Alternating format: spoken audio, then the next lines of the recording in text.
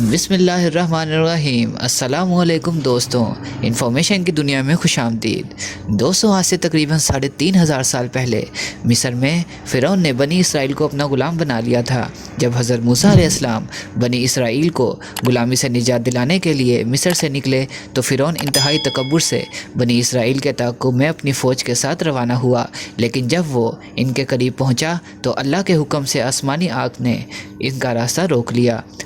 اس وقت حضرت موسیٰ علیہ السلام نے سمندر میں اپنا عصا مارا تو سمندر 2 حصوں میں تقسیم ہو گیا اور لاکھوں کی تعداد میں بنی اسرائیل سمندر کے درمیان بننے والے راستے سے گزر گئے، اور جب فرعون کی فوجوں نے اس راستے میں سے گزرنا چاہا تو اللہ تعالیٰ نے سمندر کو آپس میں ملا کر ان کو غرق کر دیا۔ اور عیسائیوں کا عقیدہ کے مطابق فرعون کی تمام فوج تو غرق ہو گئی تھی، لیکن فرعون کنارے پر ہونے کی وجہ سے ڈوبنے سے بچ گیا تھا، اور اس کے بعد وہ اپنی طبی موت مرا تھا۔ 1898 میں مصر کی مشہور کنگز ویلی دریافت ہوئی، جہاں مختلف مقبروں میں فرعون سمیت دیگر بادشاہوں کی لاشیں دریافت ہوئیں۔ اس دریافت کے 83 سال بعد جب فرعون کی ممی خراب ہونے لگی تو اس وقت کے مصری حکومت نے فرانس سے درخواست کی کہ وہ نہ صرف فرعون کی ممی کو خراب ہونے سے محفوظ کریں بلکہ اس کی موت کی اصل وجہ بھی معلوم کریں۔ جب فرعون کی ممی کو ایئرپورٹ پر لایا گیا تو فرانسیسی صدر مگنزا سمیت تمام وزیر افواج کے کمانڈر اور فوجی دستوں نے فرعون اور فرعون کی ممی کو اس طرح سلامی دی جیسے کہ ایک عظیم بادشاہ کو دی جاتی ہے۔ اس کے بعد فرعون کی ممی کو ماہر ڈاکٹروں کی ٹیم کے حوالے کر دیا گیا، جس کے سربراہ ڈاکٹر مورس مبانی تھے۔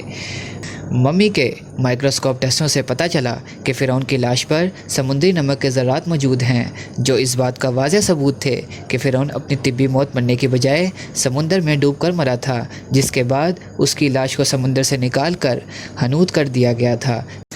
جب ڈاکٹر مورس آخری رپورٹ تیار کر رہے تھے تو ان کو بتایا گیا کہ مسلمانوں کی مقدس کتاب قرآن مجید میں لکھا ہوا ہے کہ اللہ تعالیٰ نے فرعون کو غرق کر کے اس کی لاش کو عبرت کے لیے محفوظ کر دیا تھا۔ یہ سن کر ڈاکٹر مورس اس قدر حیران ہوئے کہ حقیقت حال جاننے کے لیے مصر روانہ ہو گئے۔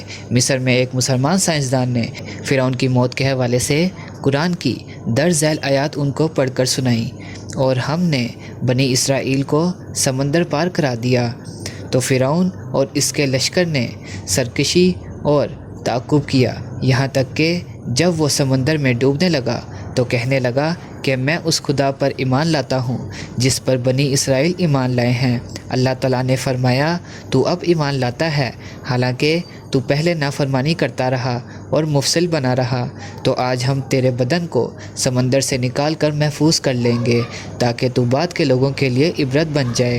ان آیات کو سن کر انتہائی حیرت کے عالم میں ڈاکٹر مورس کہنے لگے، قرآن کا نزول فرعون کی موت کے 2000 سال بعد ہوا، اور اس وقت اور آج تک کوئی فرعون کی ممی کے بارے میں نہیں جانتا تھا، لیکن قرآن نے اس کے بارے میں جو کچھ پیشن گوئی کی تھی وہ آج نزول قرآن کے 1400 سال بعد فرانس میں ممی کے مائکروسکوپ ٹیسٹوں نے سچ ثابت کر دی ہے۔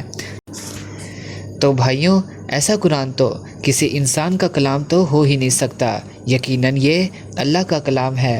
یہ کہہ کر انہوں نے بھرے مجمع میں کلمہ پڑھ کر اپنا مسلمان ہونے کا اعلان کیا۔ امید ہے کہ آج کی ویڈیو آپ کو بےحد پسند آئی ہوگی۔ پسند آنے کی صورت میں اسے دوستوں کے ساتھ شیئر کرنا مت بھولیے گا۔ تب تک کے لیے خدا حافظ۔